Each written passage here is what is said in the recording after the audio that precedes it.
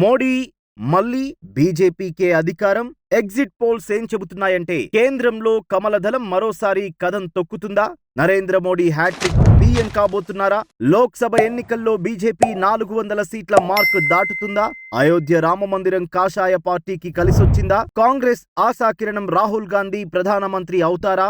ఇప్పుడే వచ్చిన exit polls ఫలితాల్లో ఏం తేలింది? దేశ ప్రజల్లో తీవ్ర ఆసక్తి రేపుతున్న ఈ ప్రశ్నలకు సమాధానాలను తెలుసుకోబోయే ముందు సోషల్ పోస్ట్ టీవీని సబ్స్క్రైబ్ చేసుకోండి ఫ్రెండ్స్. అలాగే కేంద్రంలో ఏ కూటమి గెలుస్తుందని మీరు అనుకుంటున్నారు? Option A BJP, option B Congress. మీ సమాధానాన్ని కామెంట్ సెక్షన్లో తెలియజేయగలరు. ఈ వీడియో మీకు తప్పకుండా నచ్చుతుంది కాబట్టి మొదటి నుంచి చివరి దాకా మొత్తం చూశాక లైక్ అండ్ షేర్ చేయడం మర్చిపోకండి మిత్రమా.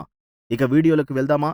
వరుసగా మూడోసారి నరేంద్ర మోడీయే ప్రధానమంత్రి కాబోతున్నారని ఎగ్జిట్ పోల్స్ చెబుతున్నాయి.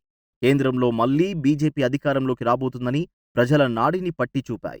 కమలదళం తీన్మార్ ఖాయమని తేల్చేశాయి. అధికారంలోకి రాబోతున్నామంటూ దేశమంతా ఊదరగొడుతున్న కాంగ్రెస్ పార్టీ నాయకత్వంలోని ఇండియా కూటమి ఆశలు గల్లంతేనని మెజారిటీ ఎగ్జిట్ పోల్స్ పేర్కొంటున్నాయి. కేవలం ప్రభుత్వ వ్యతిరేకతనే నమ్ముకున్న హస్తం పార్టీ అలయన్స్ బొక్కబోర్లా పడబోతోందని ఇప్పుడే విడుదలైన సర్వే ఫలితాల్లో వెల్లడైంది. యువరాజు రాహుల్ గాంధీ ప్రధానమంత్రి కావడం అసంభవమని 4వ తారీఖు మంగళవారం రానున్న జనరల్ ఎలక్షన్ రిజల్ట్ భారతదేశ ప్రజల తీర్పు చెప్పబోతుంది.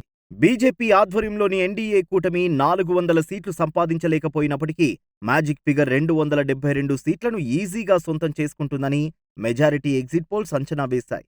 ప్రధానమంత్రి పదవి విషయంలో రాహుల్ గాంధీ నరేంద్ర మోడీకి ఆమడ దూరంలో ఉన్నాడని పబ్లిక్ తమ ఓటు ద్వారా చాటి చెప్పారు. మోడీ 10 ఏళ్లుగా అధికారంలో ఉన్నారు కాబట్టి ప్రభుత్వ వ్యతిరేకత వల్ల ఎన్డీఏ కూటమికి మెజారిటీ తగ్గుతుంది తప్ప పవర్ కోల్పోయే అంత ప్రమాదం లేదని వివిధ సంస్థలు నిర్వహించిన ఎగ్జిట్ పోల్స్ తేటతెల్లం చేస్తున్నాయి. మిత్రపక్షాల మధ్య ఐక్యత లేకపోవడం, ప్రధానమంత్రి అభ్యర్థి ఎవరనే విషయంలో స్పష్టత లోపించడం ఇండియా కూటమికి ప్రతికూలంగా మారిందని విశ్లేషకులు అభిప్రాయపడుతున్నారు. దేశవ్యాప్తంగా కాషాయ పార్టీ హవా కొనసాగినప్పటికీ దక్షిణాది రాష్ట్రాల్లో మాత్రం పెద్దగా ప్రభావం చూపలేకపోయింది.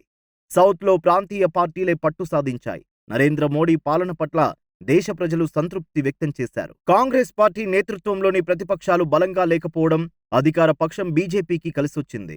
కాంగ్రెస్ పార్టీ యువనేత రాహుల్ గాంధీ చేసిన భారత్ జోడో యాత్ర, భారత్ జోడో న్యాయ యాత్ర పెద్దగా ప్రభావం చూపలేకపోయాయి. ఇండియా కూటమి ఇచ్చిన హామీలను ఓటర్లు పట్టించుకోలేదు. విశ్వవ్యాప్తంగా భారతదేశ పేరు ప్రతిష్టలను పెంపొందిస్తున్న నరేంద్ర మోడీ నాయకత్వానికి మద్దతు పలికారు. దేశ ఆర్థిక వ్యవస్థను పటిష్టపరుస్తున్న బీజేపీ ప్రభుత్వానికి ప్రజలు జిందాబాద్ అన్నారు. మమతా బెనర్జీ ఇండియా కూటమికి పశ్చిమ బెంగాల్లో మాత్రమే సపోర్ట్ చేయడం కాంగ్రెస్ కి లాభం చేకూర్చలేదు. బీహార్లో ముఖ్యమంత్రి నితీష్ కుమార్ ఎన్డీఏలో చేరడం బీజేపీకి ప్లస్ అయింది. ఆంధ్రప్రదేశ్లో టీడీపీ, జనసేనలతో కూడా బీజేపీ జట్టు కట్టినా పెద్దగా సీట్లు పొందలేకపోయింది. ఉత్తరప్రదేశ్ కమలం పార్టీకి వెన్నుదన్నుగా నిలిచింది.